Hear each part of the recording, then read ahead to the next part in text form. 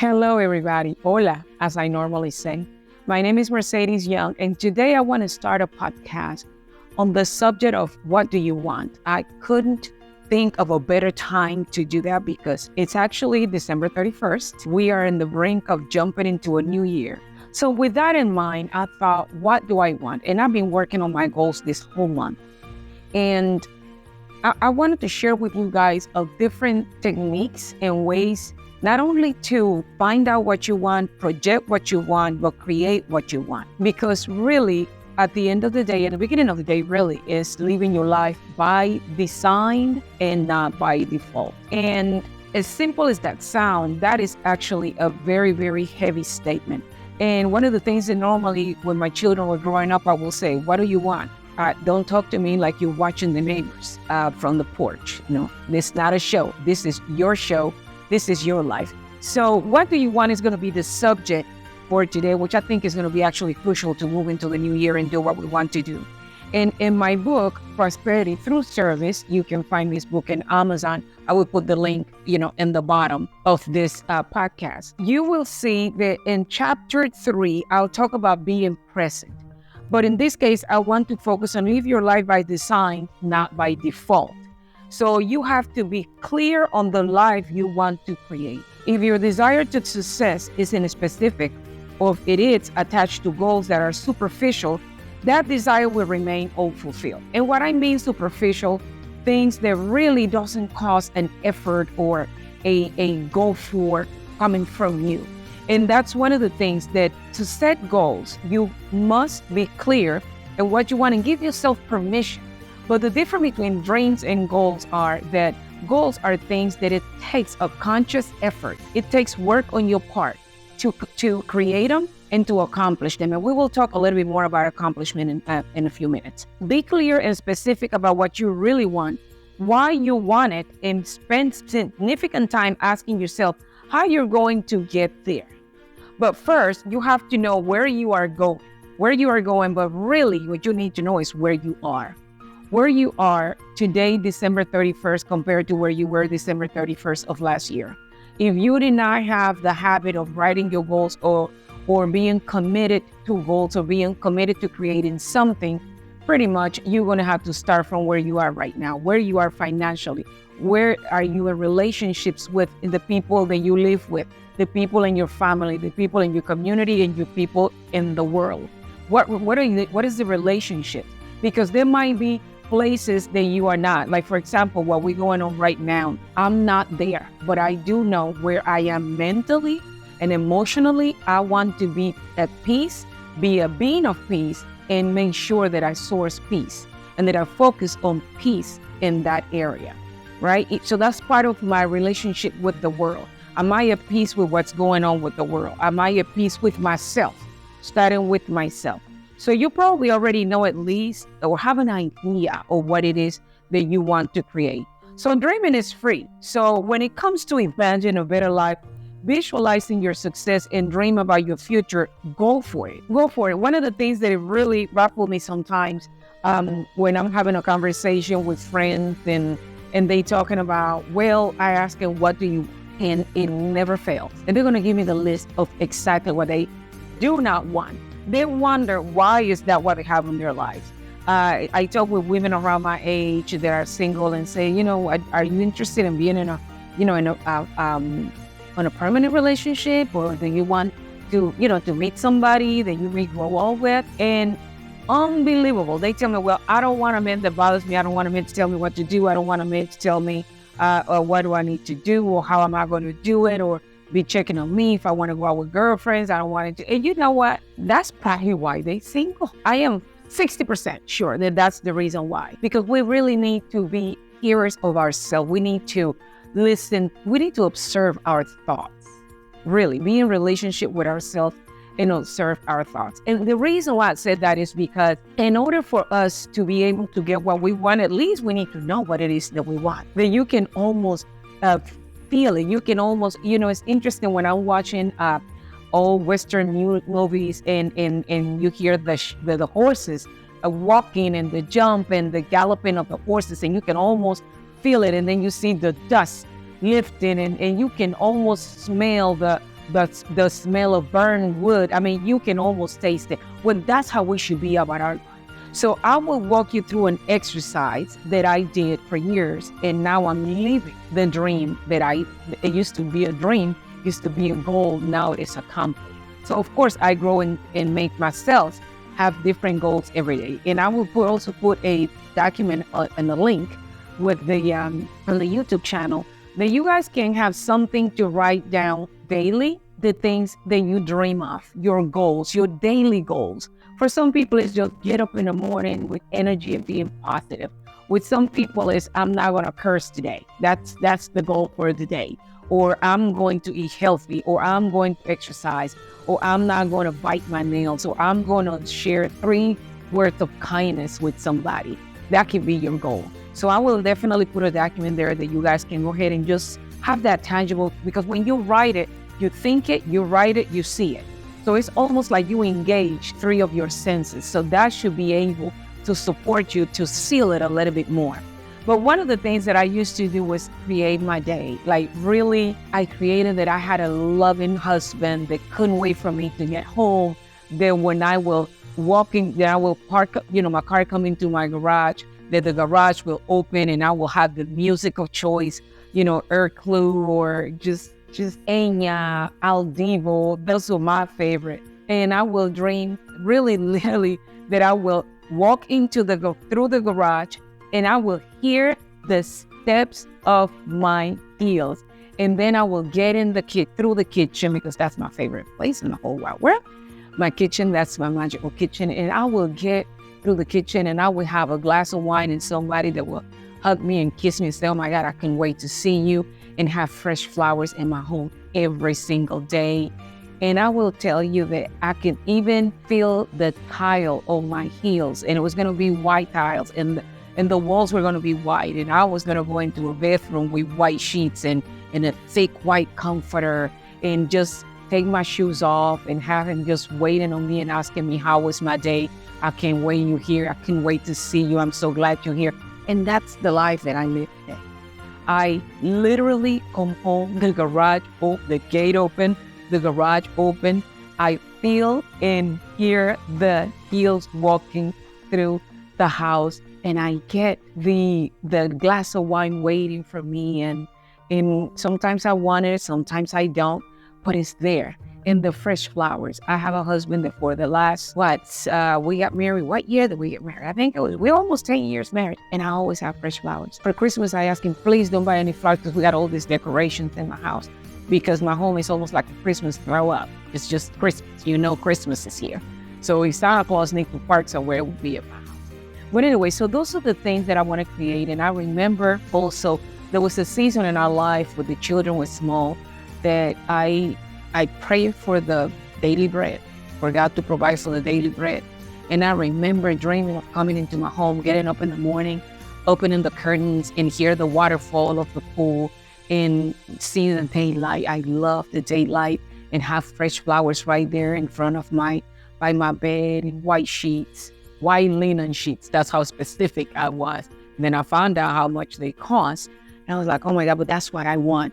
And then somebody bring me my cup of tea to my home and have a tray right in front of me where I can just read in the morning and write and meditate before I get out of bed, and just have somebody bring me the tea and leave up till I get the hot tea. And that's the life that so I invite you, before you write your goals, to really embed yourself, get totally immersed into what you want to create, the life that you want to live, the check that you want to get, the people that you want to talk to, the peaceful environment. And I will tell you another test that I would throw at you. Try to stop and do nothing for 4 hours. Just try.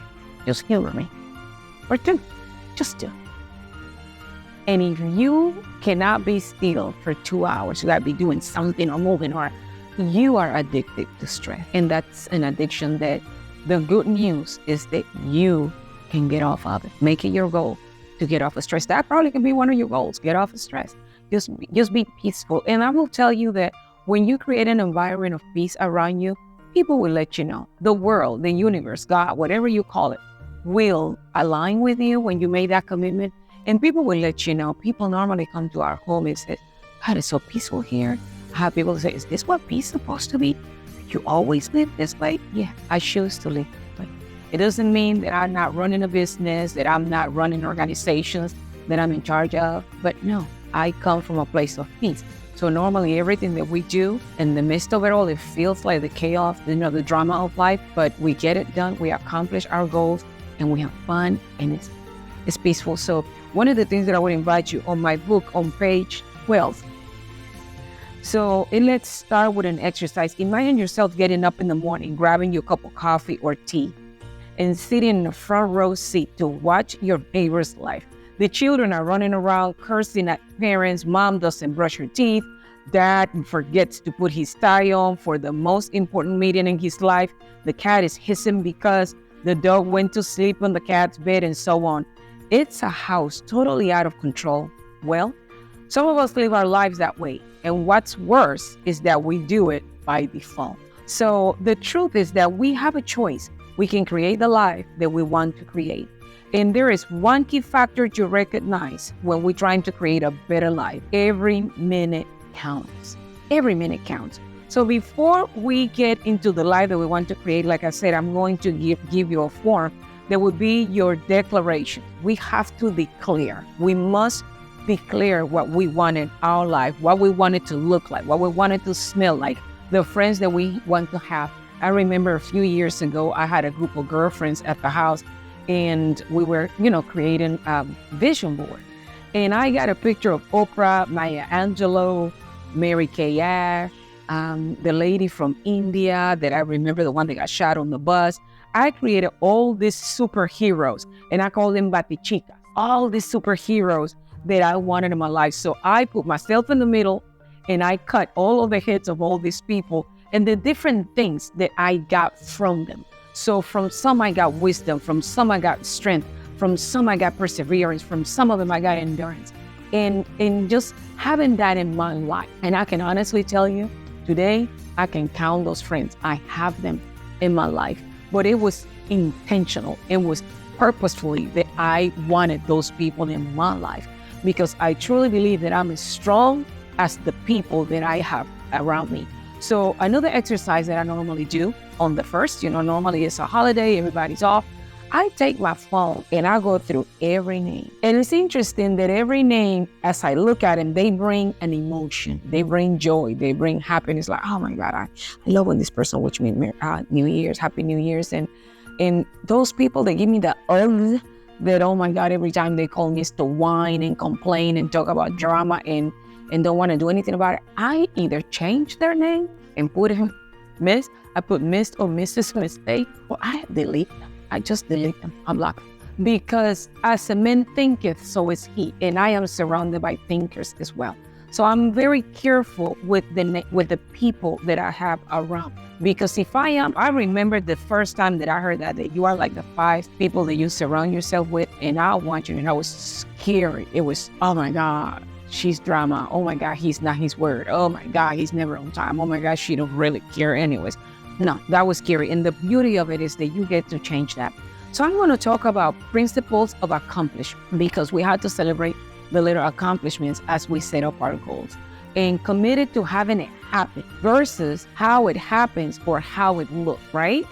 Committed to having it work versus being right about the way that it is. Okay, this is the way it is and it is what it is. Yeah, you might be right about it, but you can be committed to create something that works. Willingness to give up what I have to get what I want. Are you willing? Are you willing to give up what you have to have what you want? We have a saying in Spanish that says, mejor que nada. It's better to have something than nothing. And I cannot live my life like that. Like going from first base to second base, vulnerable and risk. Yes, you might reach the base, but you may not. But you know what? It's better to try and die trying than just sitting and die one. So willingness to jump into the middle of the breakdown. Okay, I know that if I call such and such person, it's gonna be drama before it gets good. You know what? I'm willing to go there. I'm willing to work it. I'm willing to be on breakdown. I'm willing to feel uncomfortable. I'm willing to feel the pain because there are places that in order to clean and to heal them, we have to touch them. We have to feel them. We have to acknowledge them and bring awareness to it. to even be able to heal those places. So physical universe is the ultimate guru. Rocks are hard and water is wet. Coaching based on objective results. So what do I want? What do I really want? If I didn't have the obstacle of time, talent, or money, give myself permission to really feel it. And this is the beauty of it. Just like this, the trees and the seeds, right?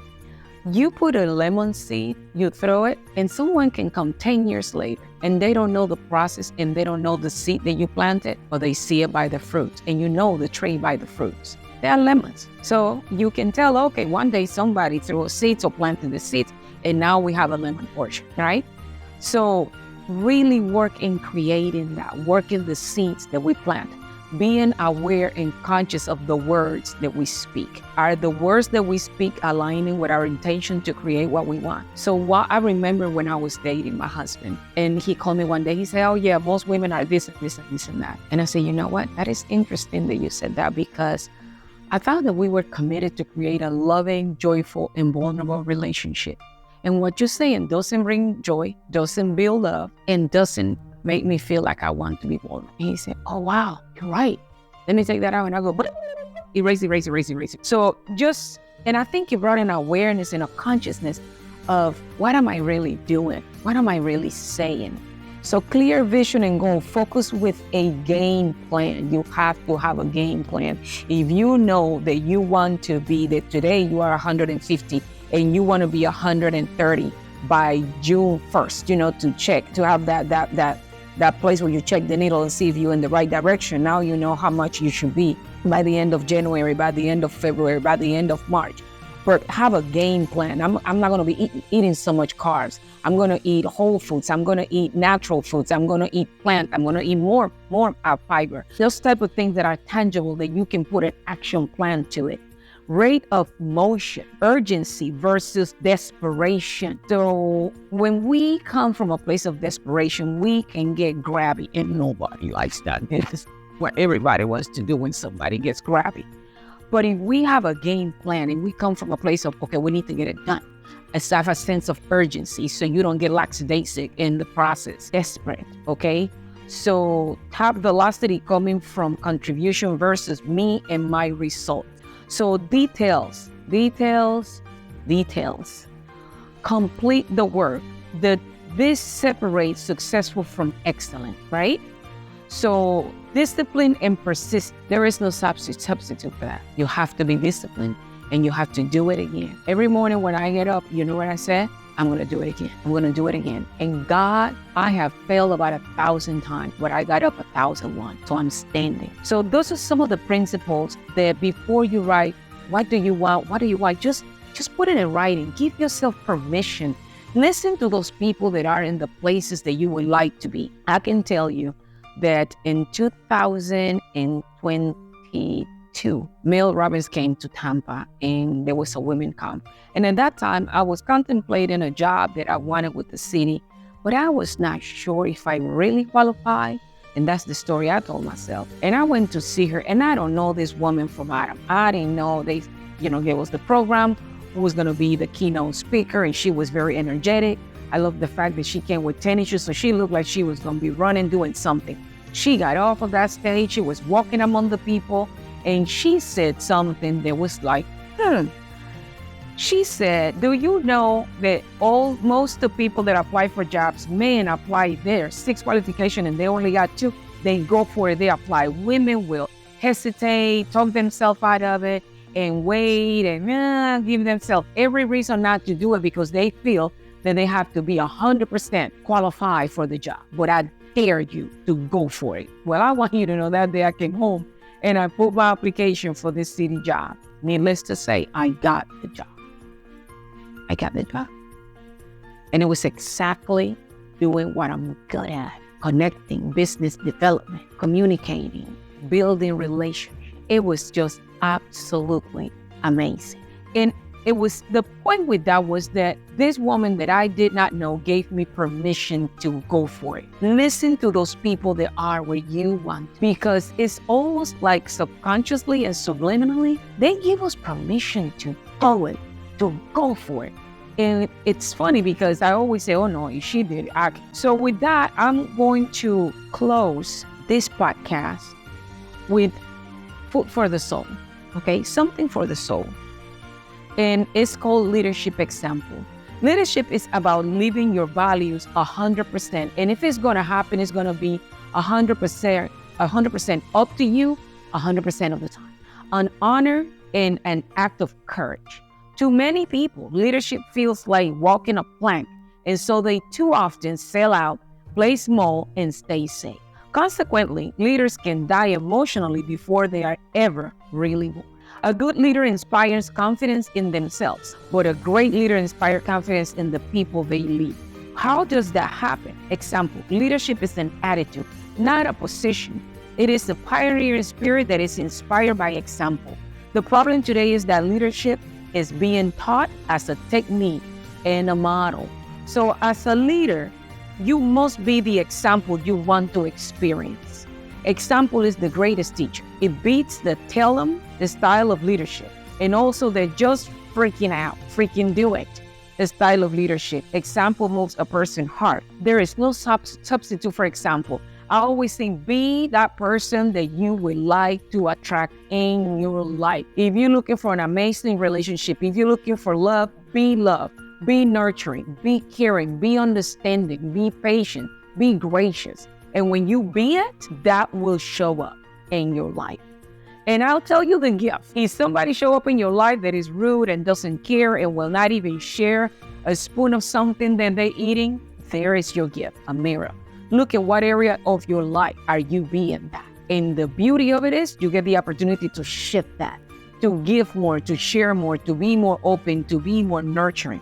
So many people fear the loneliness and vulnerability leadership brings. The old-style leader was a one-man show who suffered from dysfunctional independence or by myself syndrome and was constantly reinventing the wheel. So today, in our world of global enterprise, independence is weakness.